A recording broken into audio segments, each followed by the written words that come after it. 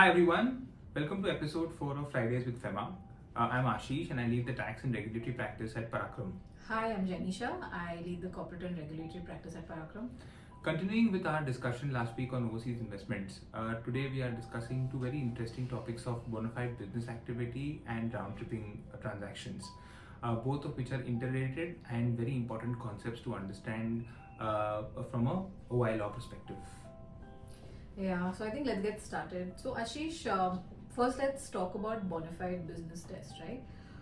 What is this bonafide business test and what does the law really require a resident who's undertaking an overseas investment? What is the interplay there? Sure. So I think just to take a step back, right? I think bonafide business was always present even in the previous law, Right. Where the entity making an investment abroad the foreign entity should be in carrying out bonafide business activity. But there was no definition of bonafide business activity in the previous law, which has now been defined. Right. And interestingly, the new law states that bonafide business activity means those activities which are permissible both in India as well as the foreign jurisdiction or the host country. To give you an example, if you look at real money gaming, Right. from an Indian perspective, at a very high level, we'll consider them to be not permissible, Yeah, right? correct. But it may be still permissible in a foreign jurisdiction. So if a foreign entity which has been set up by an Indian entity, would that really fall, and carrying out gaming activity, will that really fall within the meaning of bonafide business activity? I think to a large extent I would go as a no on that answer. That's right. Yeah, considering how the Indian law is being framed with respect to gaming today, right? And with respect to the bonafide business test, I mean, it's very clear that it's an and requirement. So absolutely, even if it's permissible, it's permissible in the host jurisdiction because it's not permissible in India. Absolutely. No problem. No, absolutely, and we should always keep that in mind with respect to the definition of bonafide business activity. Now, another aspect in bonafide business activity that I want to highlight is that when you are making an investment abroad, you can do that through a subsidiary or through another SPV, right? Okay. So there could be an SPV in the middle, and then you could set up your subsidiary in which you are doing active business. Now, on this aspect, even in the previous law, while nothing was written as such, but the rule that was always followed was that you could only have one layer of SPV, Right. before which you could set up the entity in which you are doing your Bonafide business, right? Now, this also remains unclear in the current law. Now, whether you require one entity or you could do two entities, or both the entities require the bonafide business activity test to be fulfilled, is still unclear. And therefore, what we are seeing is that you should still, as a measure, measure, you should definitely have one layer and then have your main entity doing your bonafide business activity. So I think only one layer of SPV. Yeah. So I think the summary here is let's err on the side of caution. Absolutely. If either you're setting it up directly, your foreign entity which is undertaking bonafide business test, or if you need to have one layer of SPV in the middle, just keep it to one layer of SPV. Correct. And then you need to have your entity doing bonafide business. And so we're largely following the old practices. Absolutely. What you're saying. I think Ashish, probably with the FAQs, I don't know when are they going to come out, but if they do come out and whenever they do come out, I think some clarity on some of these points might definitely be of help. Okay, so I think that was on the bonafide business test. But Ashish, why are we discussing this, right? Like, why is bonafide, besides the fact that the law requires, it states so, from a practical perspective as well, how is this important and why does this really go to the heart of OI laws as you and I usually feel? Right, absolutely. I think bonafide business test is applicable to almost every single thing that we want to do under OI laws, right? I think the starting of which is the round tripping and how bonafide business test needs to be fulfilled even in a round tripping context. I think maybe you could throw some light on that. Right. And just before we come to round tripping, right, I think a lot of cases which we have seen, which we've handled, plus what we've read about, right, one common theme out there is if the offshore entity doesn't have substance, right, and if the regulator doesn't feel that this was actually set up with the objective of doing bona fide business, it's usually a negative order Right. against the Indian party who set it up, right? Which is why I think to show bona fides, to show substance that what we are doing is a bona fide business activity, practically also becomes very important. It's not just a check the box sort of a requirement that is to be complied with on paper, right? Absolutely. So Ashish, I think you mentioned about round tripping, right? And I think let's just take a step back and let's understand what's round tripping. Round tripping was never defined, and neither is it defined today under OI laws, right? Essentially, it was understood to mean a circular structure, meaning an Indian party has sent in money outside India, and that money comes in as disguised foreign direct investment or investment into Indian entities, right?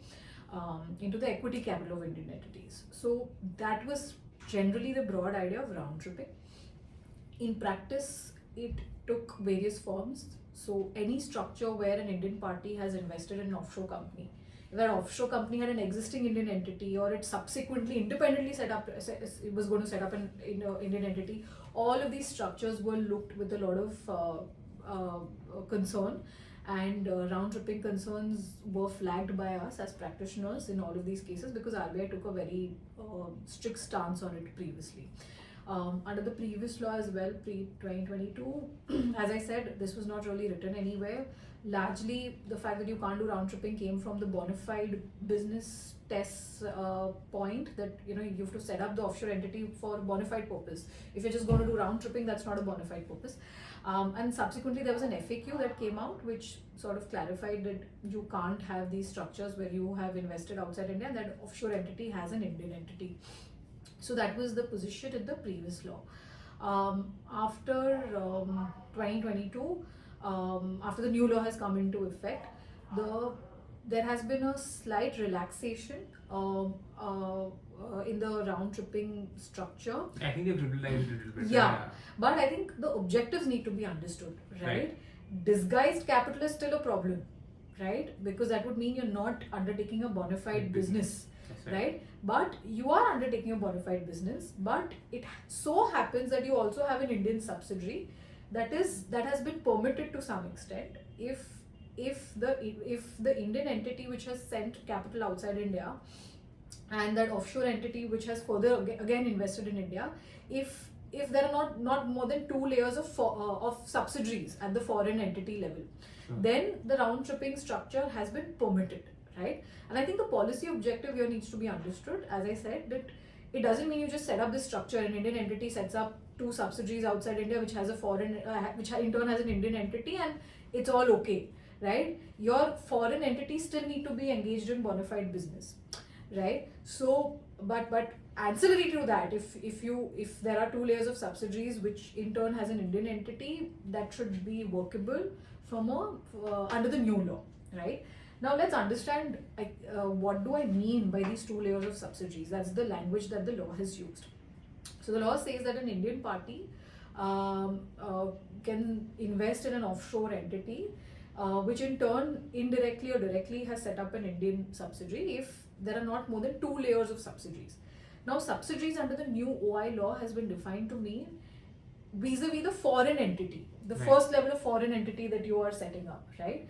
If that foreign that entity, would mean are 3 entities allowed outside India after the Indian entity before the structure comes back into India? So just to answer that, so just to take a cue from there. So the subsidiary is defined vis-a-vis foreign entity. So if the foreign entity has control over another foreign entity or has at least 10% plus we saw the definition of control in the last session. Episode, so if the foreign entity has more than 10% voting power vis-a-vis another foreign entity, that other foreign entity becomes a subsidiary, right? So technically, going by the black letter of the law, an Indian entity can set up foreign entity. That foreign entity should not be counted as a subsidiary. Right.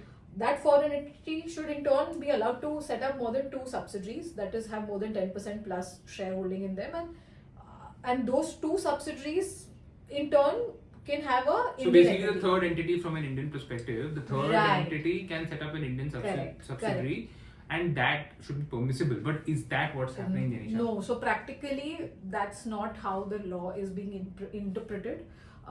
practically the way it's been interpreted is to mean that the first foreign entity that you've set up should be considered as the first layer of subsidiary.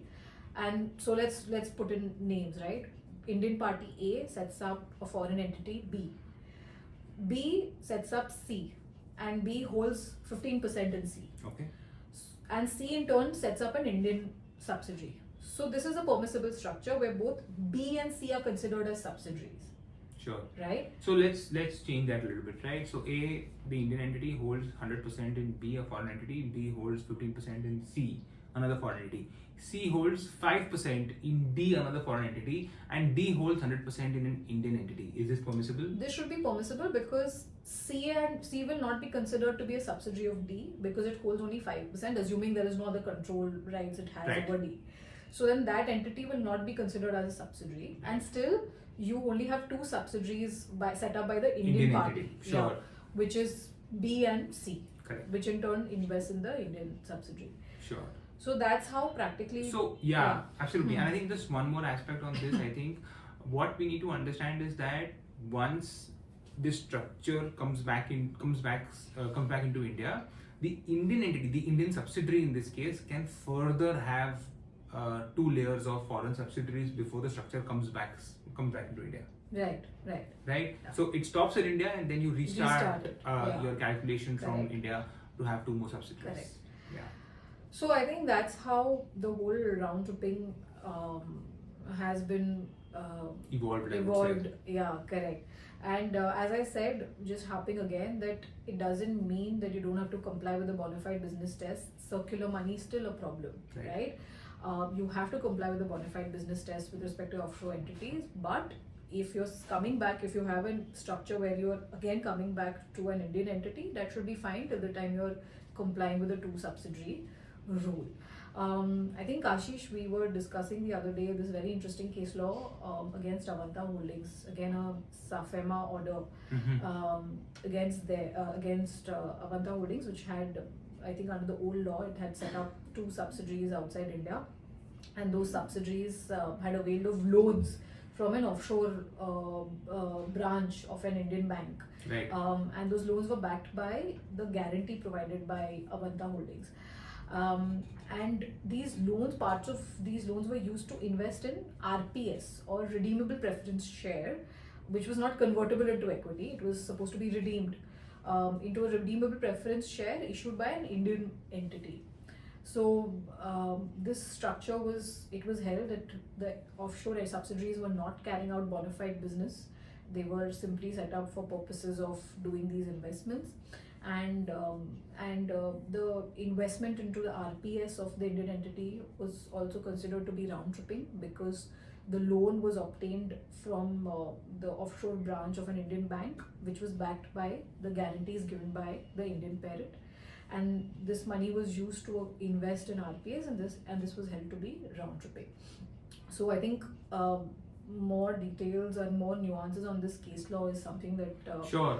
watch out for. We're going to write more about it, but for purpose of this discussion, I think this is where the whole bona fide business test and its interplay with round tripping comes into the picture. If the subsidiaries were able to establish that they were engaged in bona fide business, and this was only an ancillary activity, Yeah. then maybe the court would have read it differently, right? No, I think what is also interesting in this case is that the investment was made into RPS, and Yeah. yet it was considered to be a round tripping case where RPS technically is not considered to be an equity investment, right? It's more like a from a FEMA perspective, it's not an equity correct, instrument. absolutely. Yeah.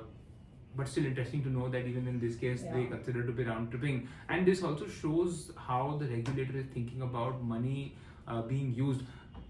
In fact, to think about it, the money that was used to invest into the RPS was actually loan money taken from offshore. So there was technically no money from India went out, and that was not sent back to Exactly. I think that's Yeah.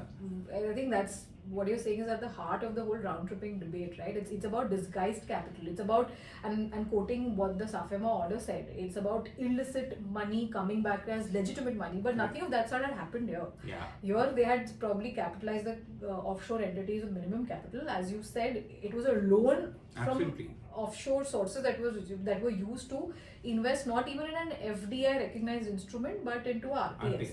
But that was still held to be Sure. round tripping.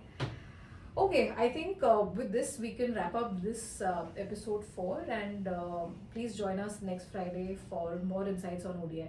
Sure, thank you so much. Thank you so much.